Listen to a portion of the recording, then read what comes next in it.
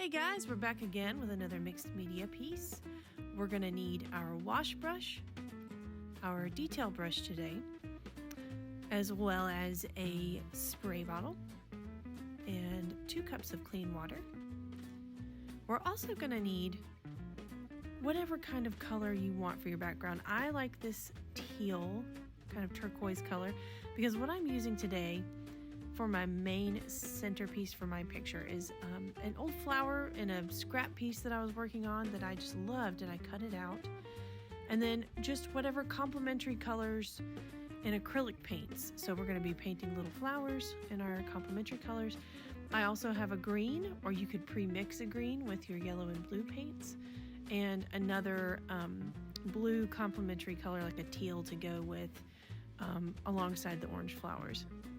So we're going to start this with just a basic wash on our page. So what I want you to do is take your spray bottle, go ahead and spray it down real good, and then take your wash brush, a clean, wet wash brush. And again, we're just going to work the water into the paper till it's just glistening. Not super wet, but damp enough to where when we put our paint on the page, it'll just disperse really lovely and really create that cloudy kind of ambient background that we're looking for this piece.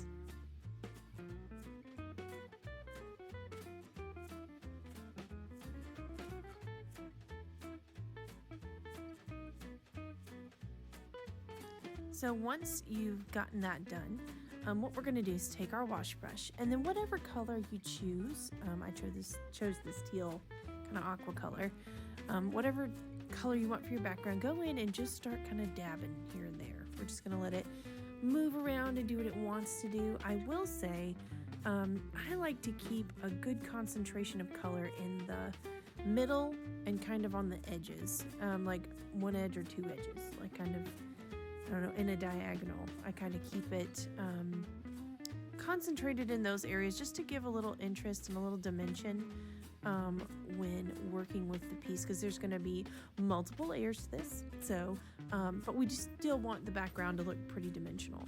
And don't be afraid if, you got a lot of color on there. Remember, it's going to dry down a lot lighter than you think it will.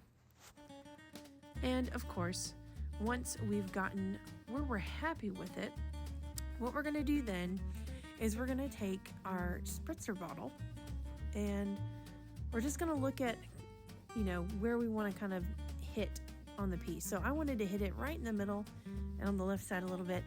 And it's already damp, so it's going to move around a lot, but I just wanted to add a little extra water to kind of disperse the paint a little more. And then we're just going to do like we usually do and move it side to side till we're happy with where the paint ends up on the page.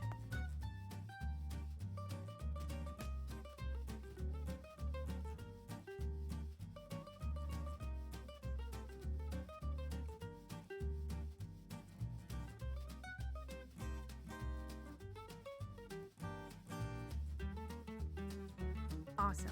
Now, pretty happy with that. So what we're going to do is take our hair dryer. And you could just let it dry by itself if you wanted to, but of course, as I've said a million times, I'm so impatient. So I just took 30 seconds to a minute, maybe a minute and a half, and just dried it down as much as I could, because the next step is really important. It's really important to have dry paper. I cannot stress that enough.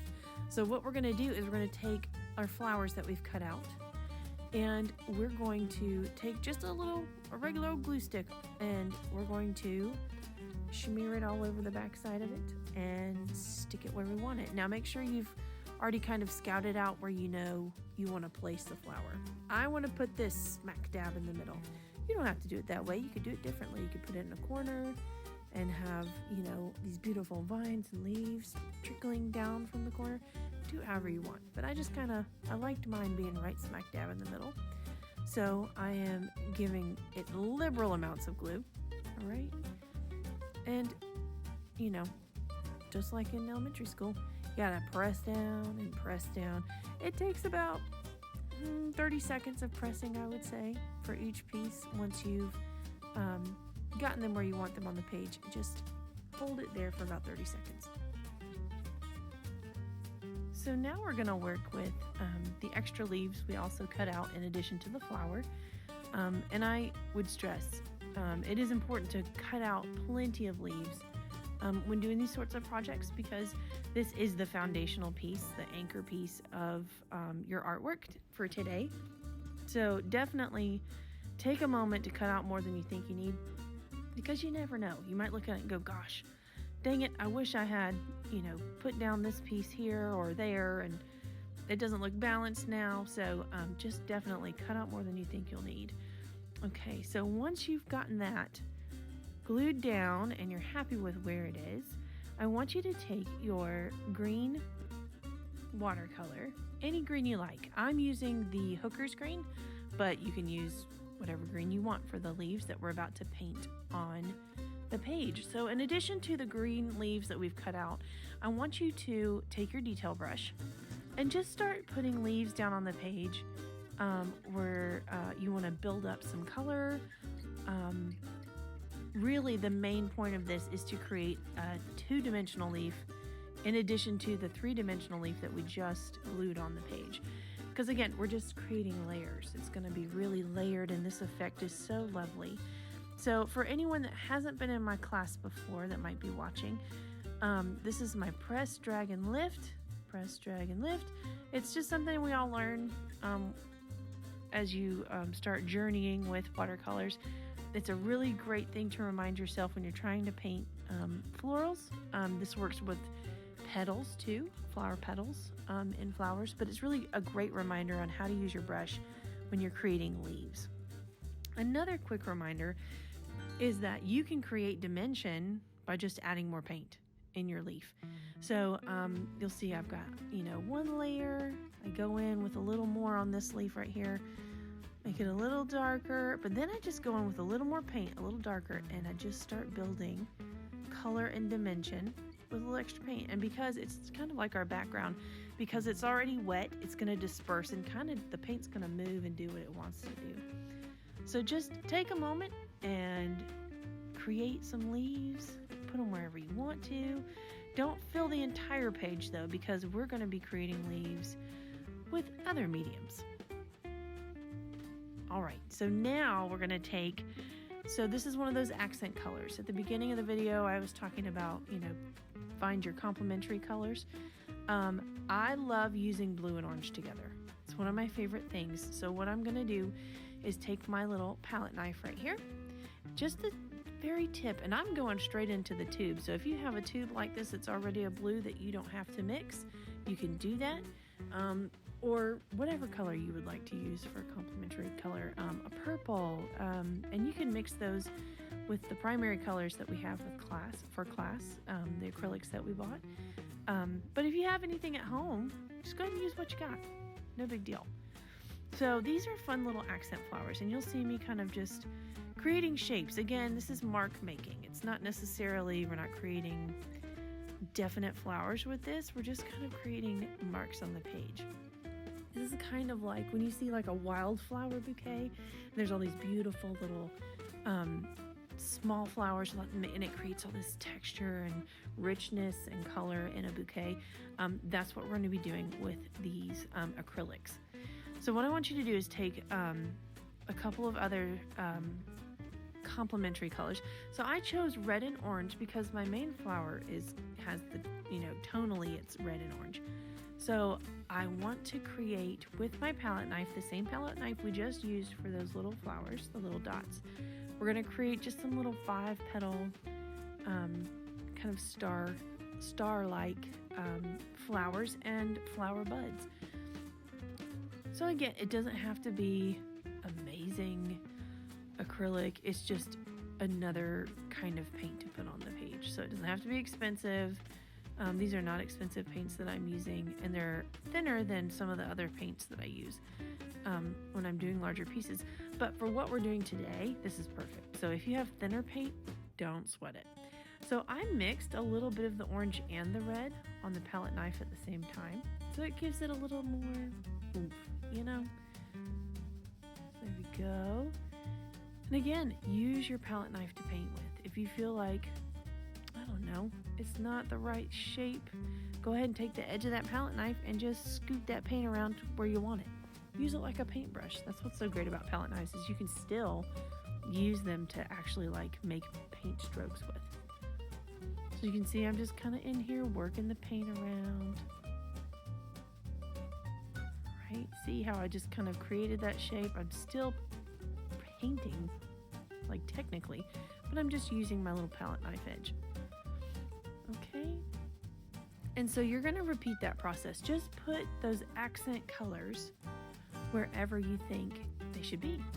So here's another flower. I'll probably do like 3 or 4 of the actual flowers, and then I'm going to start adding flower buds, because I think those, again, create a lot more dimension and interest when you're looking at paintings and pictures, and even an actual bouquet. You see so many different little flower buds and flowers, and creates more shapes.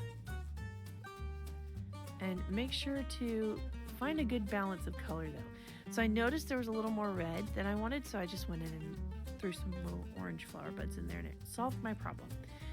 Now we're going to take our flat, the flattest palette knife you have, like with the flattest edge, and I'm going to take a dark green acrylic. Now you can mix your blue and yellow and make it as dark or light as you want. I just have a pre-mixed tube, and what we're doing is we're just basically mimicking grass. So I want you to take that straight edge, or whatever edge is straightest in any of your knives, and just create little stripes. And don't be afraid of texture. So if you get, you catch the edge a little too heavy, and it kind of goes across the dry page and creates this like grainy effect, leave it. It's so lovely. And also, grasses aren't just blades, we have pampas grass and all that kind of stuff that's kind of fluffy and furry. So if you get any of those like grainy textures, oh, please leave it. It's so fun. I just think it's lovely when it happens.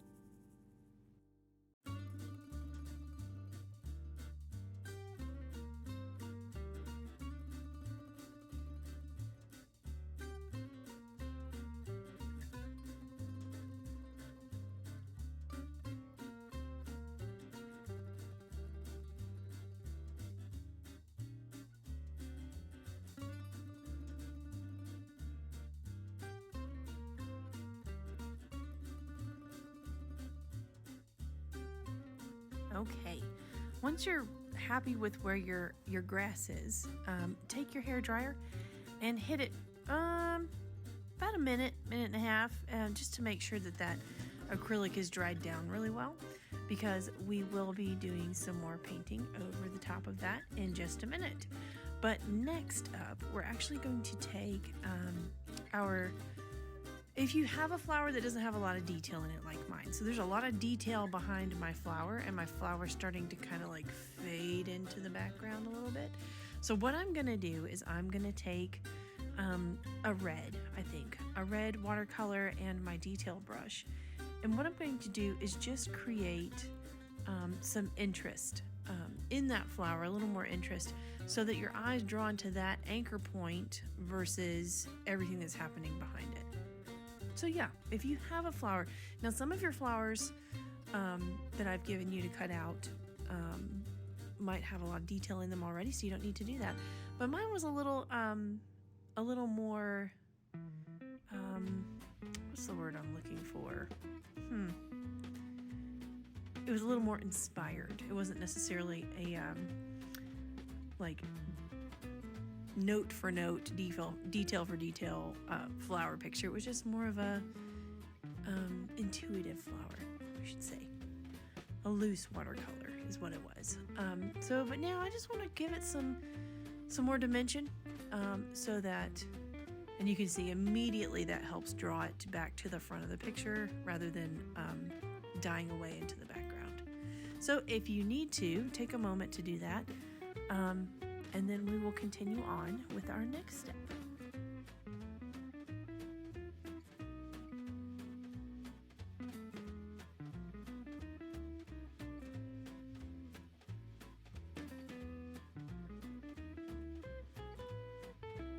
Oh, I am so pleased with how that turned out.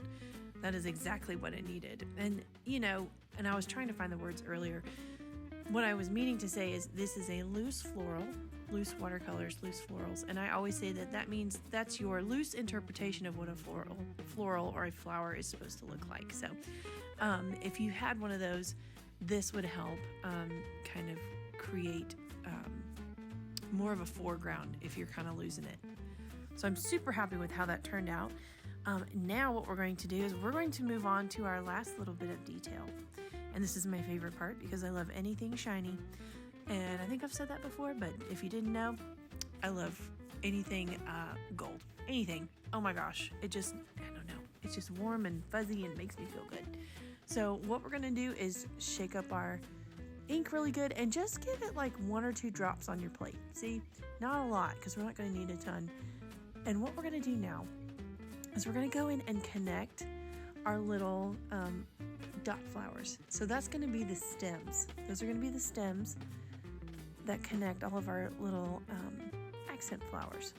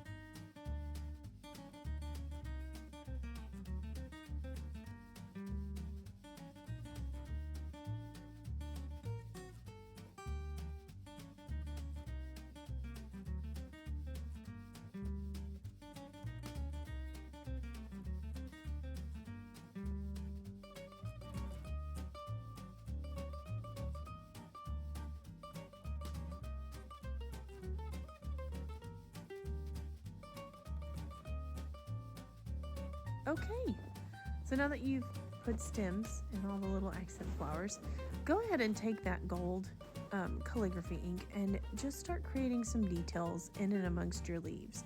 You don't have to do this for every leaf, and I honestly would suggest not doing that because you're gonna just kind of overwhelm it with the gold. But I do love going in on a few leaves that I think are really, really pretty, or like the shapes just really nice and it's really well formed. And I'll go in and create a little detail. You can just create a center vein and then the little ones that come out from that, or you can outline the whole leaf if you'd like, or create other little tiny gold leaves in other places if you'd like to. It's totally up to you. But I do think with the gold ink in this regard, less is more. So just be sparing with it. Not too sparing, but yeah, you know what I mean. Don't go haywire. Also, the thing that I like to do with this gold ink is go in, and this is like we did last week, how we tipped the flower petals with our gold ink. I just think it, again, gives a little more interest to the eye. There's something to look at there. So I'm just going to go through and put little tips of gold on all of my flower petals, and even the buds too.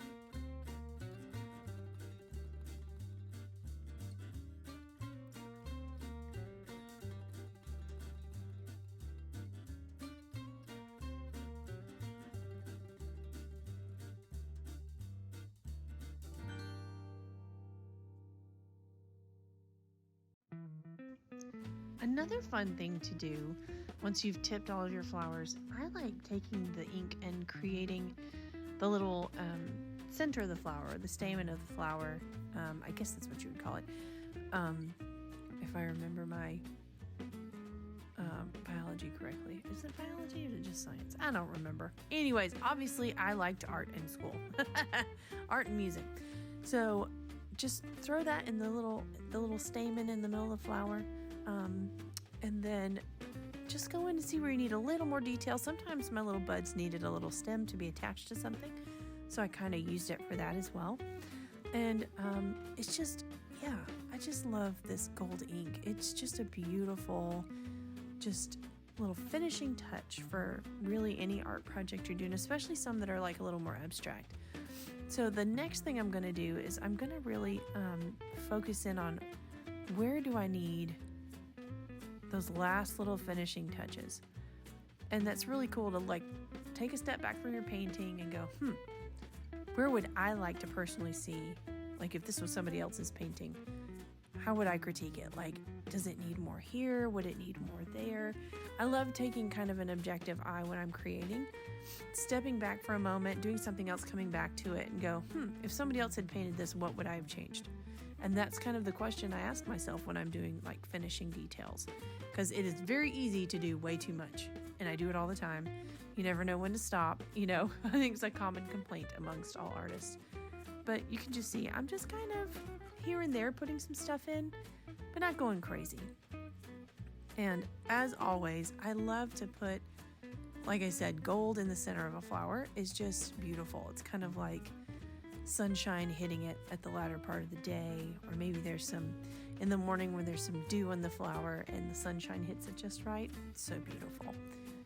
So yeah, I think, folks, we are about done. Now take a moment to look at what you've got on the page. See if you need any more little accent pieces. But we're nearing the end, my friends. Look at this. Oh, I can't get over this ink. It's my favorite thing.